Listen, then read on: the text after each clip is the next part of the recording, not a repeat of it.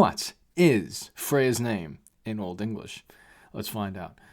To take a step back, for those who don't know, the name Freyja in Old Norse, Freyja, it means lady, as in a royal lady, if you will, a lady of status, if that makes sense. And for those who are really neophyte to this, that Freyja is a goddess mentioned in Norse sources.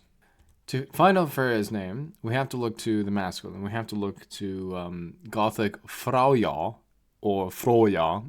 Both pronunciations are defensible.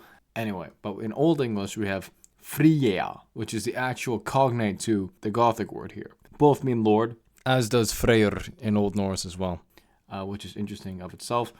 However, we have to bear in mind a sound change that happened caused by Germanic y, or the J here, symbolizing y sound. And this caused from AU, so an ow, from an ow to an ie, at least in Old English, at least in West Saxon to be very specific.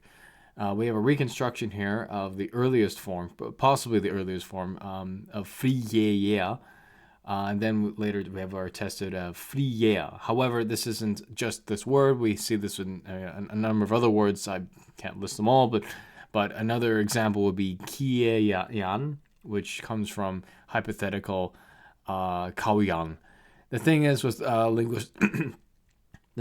linguistic theories, one has to be open-minded to anomalies. There are words out there, or possibly words out there that don't align with sound changes, because bear in mind, we got to think of time and circumstance of how these words do change and how these words don't change.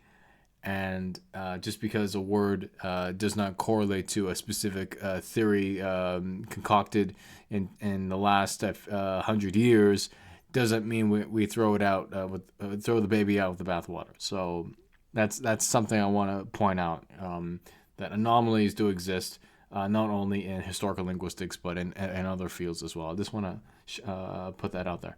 Right. So we have the sound change, which is really interesting of itself. But then we go into, but what about Freyja? The same thing happened in Old Norse. The ow changed via J, and hence we have this eu. So Freyja would be a more accurate pronunciation. However, I'm not an expert on Old Norse stuff. You go to Jackson Crawford for that, but I do know a few things here and there. This is one of them that I've learned recently.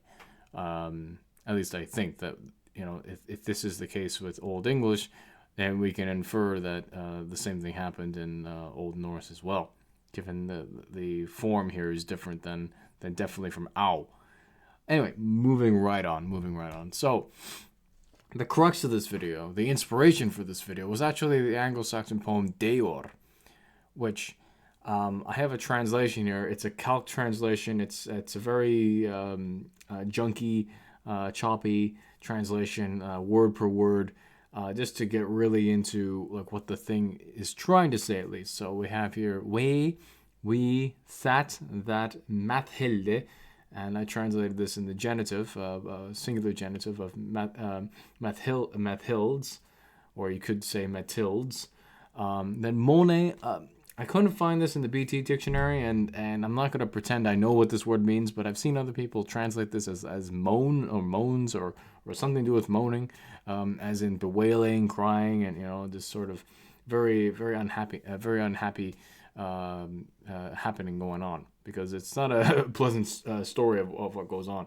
But anyway, so we have Jefrunon, which means heard of, Wurdon, meaning became, Grundlese, meaning groundless, and then we've got Yeatis. This is the genitive singular of the Yeat, which is interesting. Or could this be someone's name, Yeats?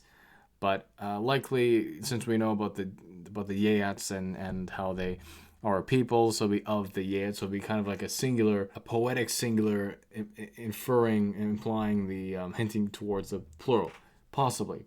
But then we have the real crux of this whole thing, which this word here, frie or Freyja, I mean, it could be, the I could be stressed or not stressed, depending on what edition you're looking at. Some would translate this as love.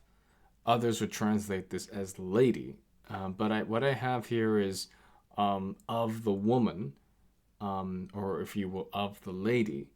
However, this is an inflected form, so this is arguably in the genitive. So of the woman, since we have yeatis in the genitive, so of the woman of the yeat, or the yeat's woman. I mean, there are many ways to go about this. Some would translate this as lady. And I'm just thinking, whoa, lady. Could this be the cognate of our previous word Freyja?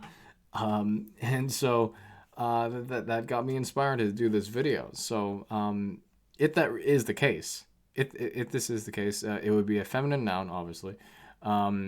Genitive singular, so it'll be the possessive, and it would be in the strong. Thing is, in Old English and by extension historical Germanic languages, nouns are divided and adjectives are divided between strong and weak. So there are strong masculine nouns, strong neuter nouns, strong feminine nouns, just as there are weak masculine nouns, weak neuter nouns, and weak feminine nouns. It's completely grammatical happening here. So anyway. So if this means lady, let's come around. If it means lady, then we have just compare it to our masculine form here, our weak masculine noun here of Frīģea. The e in the brackets there, that's to show that it's optional, because there are variations that don't have the e. Just to show that that's also attested. So the second form here, Frīģean, and the Frīģe. What that is, it's the inflected form and also the genitive form. Well, yeah, to make it simple, the inflected form. So, yeah, so this would be it, really. I mean, if this word means lady, that is, because it could be interpreted in other ways. But moving a little deeper into this, how our word Friday, if this is the case, that this word means lady, then Frīģedai, arguably could be Freyja's day, as attested in Old Norse of Freyjudagur, as we have here of the Old Norse Freyjudagur, which is a it's Freyja, but I'm assuming in the genitive singular, so Freyja's day. In the same way, we got Frīģedai, but sometimes the genitive inflection could be sliced off, and it could be just on the surface look like just Friday, so it could be just like a day of free, if you will. But normally the way these days of the week go is it's you have the possessive genitive form and then the day. But moving right on. But what if we were to interpret this word as free, as in affection, love, favor? This would mean that the word for Friday in Old English would literally be love's day, a favor's day, affection's day, if you will. So that would actually correlate to Venus Day, or Dies Veneris, or Veneris Dies. Forgive me for my bad Latin. So, and this would actually be in line with Saturnus Day, which is literally Saturn's day in Old English. So this is really interesting itself.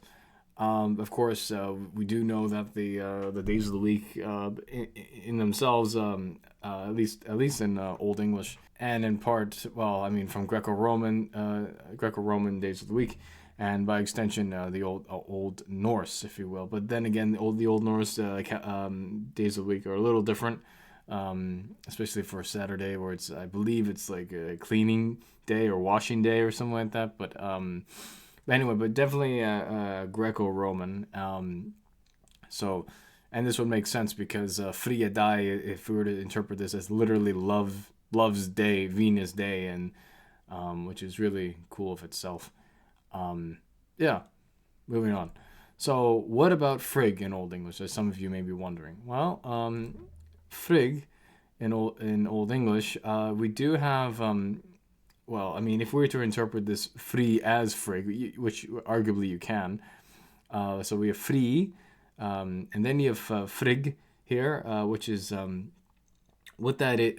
The second Old English word, frig. What that is, it's an Anglo-Saxonized Norse word. So it's like the word came back through a different form, if that makes sense, right? So we have the Old Norse frig, but arguably in Old High German, you have Frīģa, And then arguably, you have Fricka, and then you have, Freyja, and you have Frīģea. I mean, these are hypothetical forms inspired by the later, I don't like saying this, folk figure Frauja, which possibly some speculate that that particular personality, to be compassionate, may derive from Frigg. I don't know. I'm just speaking purely linguistics. Perhaps the name itself was inspired or came from Frigg, or what have you. I don't know. An argument can be made. Moving right on. So, essentially, what I think happened at some point in the past, Frigg and Freyja both got mixed up to the point where the two words merged in form, but having different meaning, of course, from different etymologies, where the free as Freyja, this was triggered by J, and the owl became ie, at least in Old West Saxon, while there is already Frigi for Frigg, meaning love, from perhaps hypothetical Frīju, or what have you. Of course, the thing is with reconstructions, they can change depending on of how much information we have. I mean, if we have more information, our hypothetical words can be changed, and we have to resist the temptation of these hypothetical words and etymologies as stable, as foundational, right? We have to be willing to let them go. What I'm saying is, don't be attached to these hypothetical words or this or that, because new information can come around and sweep it off the floor, if that makes sense. Anyway, ladies and gentlemen, in conclusion, if Frīģea in the Deor poem does in fact mean lady, then it would be in correspondence to Frīģea, Lord, a true cognate to Gothic Frauja or Frauja. And that's it for this video, guys. Thank you for watching, and be sure to subscribe if you are new. And if you really like the channel, please become a channel member. Alright guys, you take care.